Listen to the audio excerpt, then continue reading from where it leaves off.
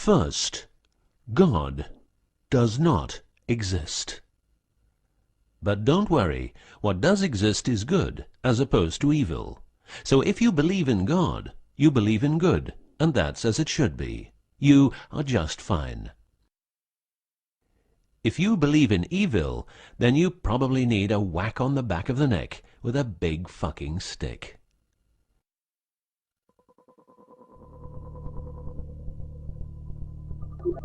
Around 5000 BC, we, Homo sapiens, were genetically modified by space aliens. These aliens first landed where the river Euphrates enters the Persian Gulf. The reason is that in that area, a high concentration of what is called monatomic gold is found in the seawater, while nowadays the highest concentration is found on the islands of Hawaii. The aliens were members of the Anunnaki Empire, and were on a quest to find this metal that is supposed to enhance and repair all bodily functions and stop the body from aging. Monatomic gold is what is called a superconductive metal. Superconductivity means that if you transport, for example, electricity through a line made of this material, you would not lose any energy as a result of heat dissipation. So if you input 100% of energy, you also output 100% of energy. Now apply this principle to your brain, which is a huge, sensitive electrical machine. The monatomic gold makes your neural pathways act like quantum drive superhighways. This means that all your senses will receive input optimally. In turn, these inputs will be processed optimally, and those parts of your brain you don't use will become more active, so enhancing your memory, making you better understand problems, allowing you to sense evil, detecting lies, becoming telepathic, and even being able to time travel in your mind by seeing the past or the future.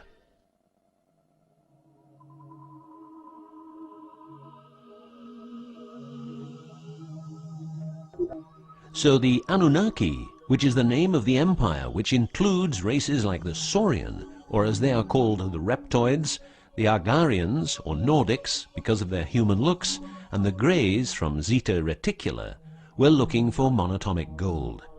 This involved enormous effort because it had to be extracted from seawater, or by processing it in such a way that the gold, usually in pairs of 8 atoms per molecule, could be separated into individual particles. In this fashion, the monatomic elements were separated from the multi-atomic cousins. In a similar way, uranium-235 is produced.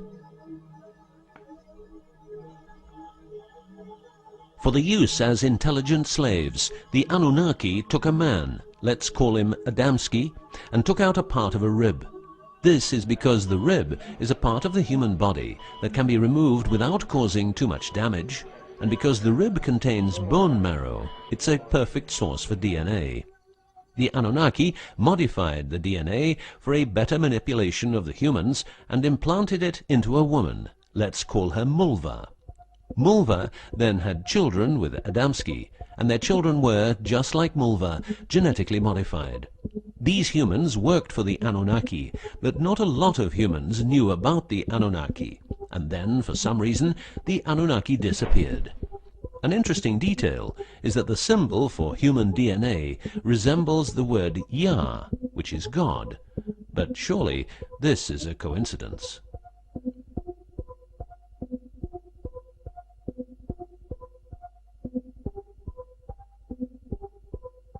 Now, some humans received part of the knowledge of the Anunnaki. The last known humans were the Jewish people who carried the Ark on their journey from Egypt to the Promised Land. Before them, the Ark was in the lands of the Sumerians, Babylonians, and Tibetans. This Ark, not the Ark of Noah, was known to have powers beyond human imagination. It could levitate and deliver the fire of stars, a dangerous firework-like display of power that occurred when the monatomic elements became unstable. To make them stable again, you needed to know certain secrets, and with those secrets you could preserve the Ark and thus its powers. The humans who were close to the secrets of the Ark had long and prosperous lives. The best known was Methuselah, who lived to the age of 950. Wherever the Ark is, the culture thrives, and over the centuries it moved from Jerusalem to Rome to London, and is now supposed to be in the United States of America. The Ark always moves west, and will always keep moving west. From the very beginning, the people who own the Ark have never given it away, and great care is given to preserve the bloodline's purity of the holders of the Ark. Renowned conspiracy theorist David Icke studied the bloodline of George W. Bush. This he traced back all the way to the Sumerians, a people who lived in the southeastern part of what is now known as Iraq, where the river Euphrates meets the Persian Gulf.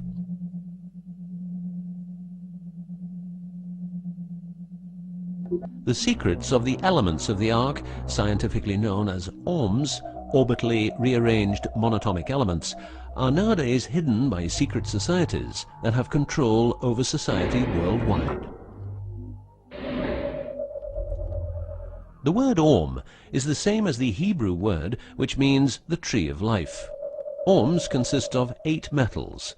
These 8 metals are ruthenium, rhodium, palladium, and silver, known as the light platinum group, and osmium, iridium, platinum, and gold, known as the heavy platinum group. Gestation of these metals in monatomic form prolongs life and enhances and repairs bodily functions. By following what is called a wide-spectrum diet, we can provide our bodies with monatomic superconductive elements. In other words, by eating a lot of grapes, carrots, all blue and dark red fruit and vegetables, and also much other fruit, vegetables, and fish.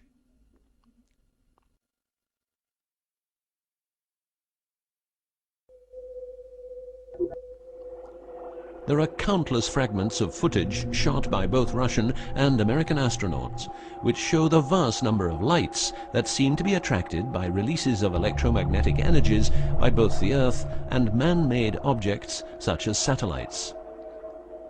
In Building 8 of the Johnson Space Center in Texas, the USA, high-resolution pictures taken by satellites are photoshopped each day to remove proof of aliens. In the film The Secret NASA Transmissions, the footage, it becomes clear that astronauts have grown accustomed to these strange anomalies, and that even in 2000, an unprecedented cooperation between NASA, the Russian Space Agency, and a committee of UFO experts was formed to share knowledge on this subject. To better understand this whole story, a few revelations are in place. Everything vibrates because atoms vibrate, and that is because the subatomic particles are in harmonic resonance, a fancy word for vibration and keeping themselves in equilibrium. Gravity is vibration generated by the presence of mass, and it can be neutralized by altering the harmonic resonance of the gravitational field. In other words, if you generate vibrations, you can alter gravity, and with superconductive materials, the amount of energy needed for generating the vibrations is greatly reduced. A practical example of reducing one vibration with other vibrations is the use of anti-sound. If you instantaneously produce the exact opposite waveform that comes towards you in the form of sound, the sound will cease to exist. This is called destructive interference. One of the forms of creating anti-gravity is called auditive levitation, a method used by Tibetan monks to elevate rocks over 250 meters high and 250 meters distance. By arranging drums and trumpets extremely precisely, together with some 100 men chanting, all arranged in a precise manner, the monks, after about 5 minutes, could levitate a rock weighing a ton and place it exactly where they wanted it. Theorists around the world theorized that huge monuments like those of the Egyptians and Mayan people were built this way. Other examples of anti-gravity we find in the vast amount of UFO sightings. These UFO sightings are actually experiments run by governments in their search for anti-gravity propulsion.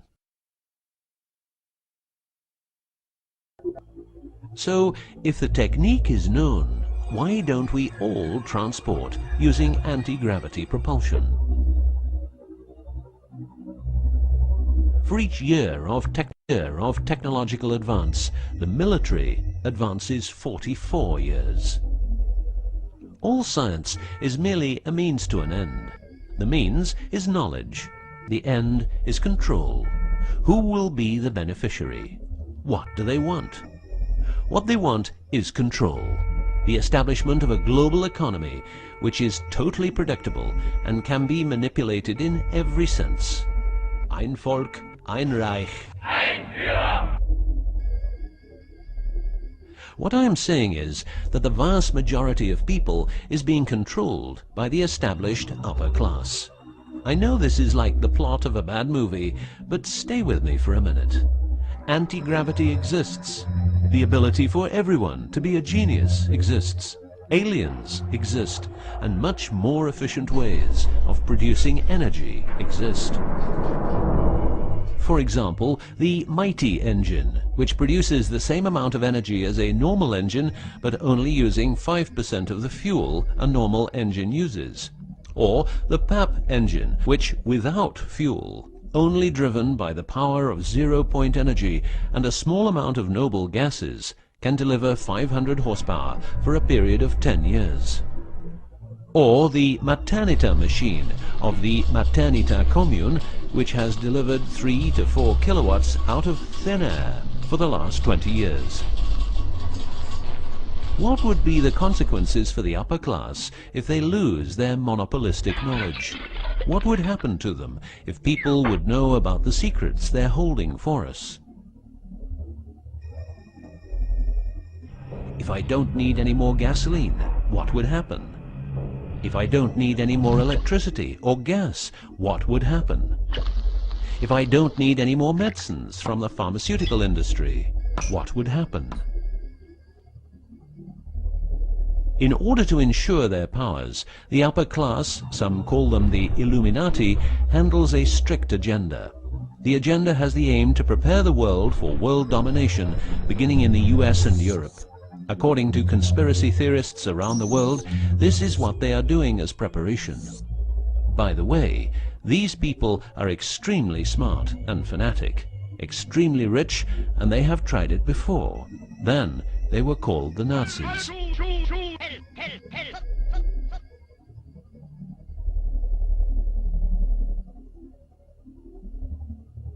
Although what you are going to see and hear sounds very peculiar, remember that a lot of people, for instance, ex-personnel of the US and UK armed forces, have been brutally murdered for making their information public. Let's begin with 9/11, but first a little history. What the Second World War did for the US is that it gave the country such an economic lead that it could easily grow more comfortable in its already powerful role. The industry of war gave everybody jobs, and therefore everybody could start consuming. Marshall aid gave Europe the economic impulse it needed. In other words, war leads to flourishing economies and leaps forward in technology. The process of transformation, even if it brings revolutionary change, is likely to be a long one, aside from some catastrophic catalyzing event like a new Pearl Harbor. These are the words of a neocon think tank whose members count people like Dick Cheney, Wolfowitz, and Donald Rumsfeld. What it says is that America needs a war to transform into its next shape, and 9/11 is our new Pearl Harbor.